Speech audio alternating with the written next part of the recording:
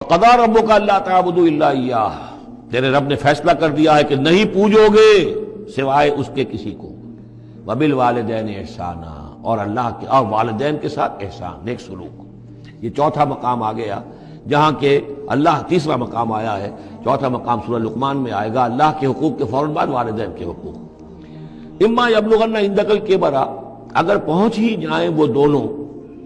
بڑھاپے تک تمہارے پاس، احدہما، وہ اکیلے، کوئی ایک ان میں سے، او کلاہما، یا دونوں، یعنی والدین اس بڑھاپے کی اور ضعیفی کی عمر کو پہنچ گئے، یا والد فوت ہو گئے والدہ ضعیفی کی عمر کو پہنچ گئی، یا والدہ فوت ہو گئی والد ضعیفی کی عمر کو پہنچ گئے، یا دونوں کے دونوں ضعیفی کی عمر کو پہنچ گئے۔ اما یبلغن عندک الکبر احدہما او کلاہما فلا تقل لہما اف، تو انہیں اف تک مت کہو، جھڑکنا نہیں، ولا تنہرہما، ان کو جھڑکو مت، وقل لہما قولا کریما، ان سے بات کرو نرمی کے ساتھ، ادب کے ساتھ۔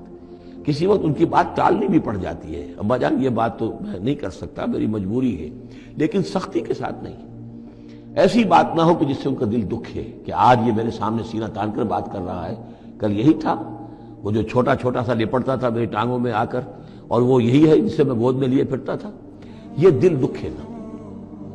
وَاخْفِضْ لَهُمَا جَنَاحَ الذُّلِّ مِنَ الرَّحْمَةِ، یہ آ گیا جو میں نے کہا تھا، والدین کے لیے بھی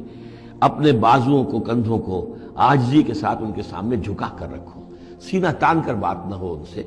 بات جب بھی ہو معلوم ہو کہ جھکے ہوئے ہیں، ان کا ادب کر رہے ہیں۔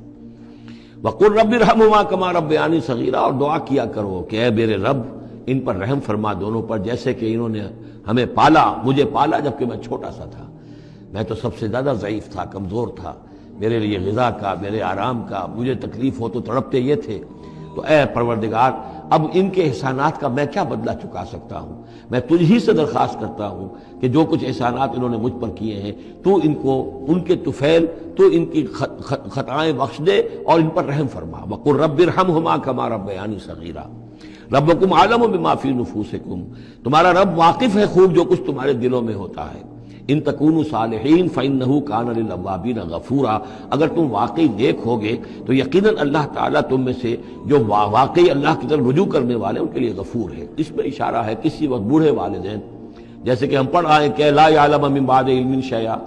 وہ کبھی بچوں کی سی عادتیں نوت کر آتی ہیں، پھر کبھی وہ ایسی باتیں کہتے ہیں کہ جو نہیں کی جا سکتی، کہیں روکنا بھی پڑتا ہے، ٹوکنا بھی پڑتا ہے، لیکن یہ کہ اگر مجبوراً کہیں ایسی بات کرو اور کرو ادب کے ساتھ، سختی نہ ہو، تو پھر یہ کہ اللہ تعالیٰ جانتا ہے تمہاری نیت کو، کہ تم اگر اپنے والدین کی یہ بات نہیں مان پا رہے ہو، تمہاری مجبوری ہے، وہ تم جانتے ہو، اللہ تعالیٰ کے علم میں ہے، تو اللہ غفور اور رحیم ہے۔ دین کی بات پھیلانا صدقہ جاریہ ہے، ثواب کی نیت سے ویڈیو کو شیئر ضرور کیجیے۔ جزاک اللہ۔